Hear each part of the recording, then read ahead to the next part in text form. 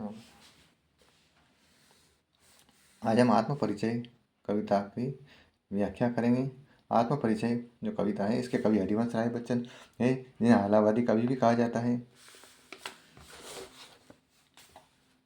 हम देखते हैं कि यहाँ पे कवि की पंक्तियाँ कुछ काव्यांश दिया हुआ है। मैं जग जीवन का भार लिए फिरता हूँ से लेकर मैं अपने मन की का गान किया करता हूँ। संदर्भ जब लिखेंगे जो काव्यांश को देखकर हम लिख लेंगे।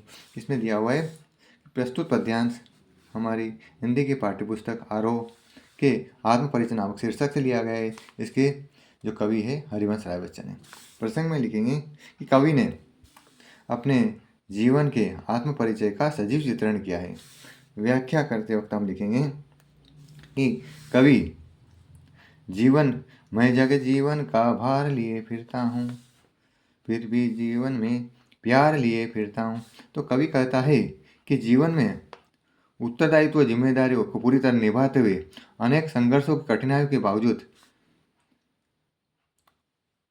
कवि का जीवन प्यार से भरा हुआ है। कवि का जीवन प्यार से भरा हुआ है। उसके बाद लिखेंगे कर दिया किसी ने जनकृत जिनको छूकर मैं सांसों के दो तार लिए फिरता हूँ। आगे कवि कहता है कि किसी मेरे अपने ने मेरे मन की वीणा के भावनाओं रूपी तारों को छूकर जनकृत कर दिया। उससे मेरा हृदय जनकृत कर दिया, उससे मेरा हृदय प्रेम से भरा हुआ है। उसके हृदय में जो प्रेम है वो भरा हुआ है। आगे कवि कहता है मैं स्नेह सुरा का पान किया करता हूँ, मैं कभी न जग का ध्यान किया करता हूँ। आगे कवि कहता है कि मुझे अपने ने जो प्यार दिया उसी प्यार रूपी मदिरा को, स्नेह सुरा मतलब प्यार रूपी मदिरा को का पान मैं किया करता हूँ, उसी का ही सेवन करता हूँ। मतलब प्रेम रूपी मदिरा को, प्रेम रूपी मदिरा का मैं पान किया करता हूँ।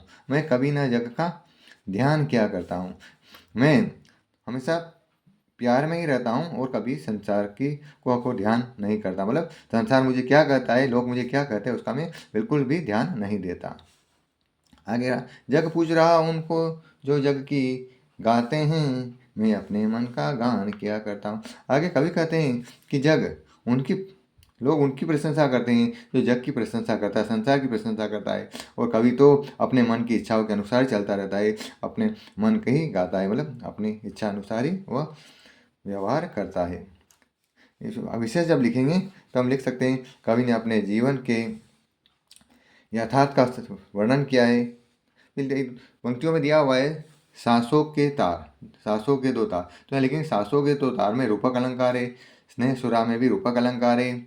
और जो जो काव्यांश दिया हुआ है ये मुक्तक काव्य है। उसके बाद लिखते हैं कि इसकी भाषा सहज सरल हम सरस है। इस प्रकार से हम इसका विशेष लिख सकते हैं। धन्यवाद।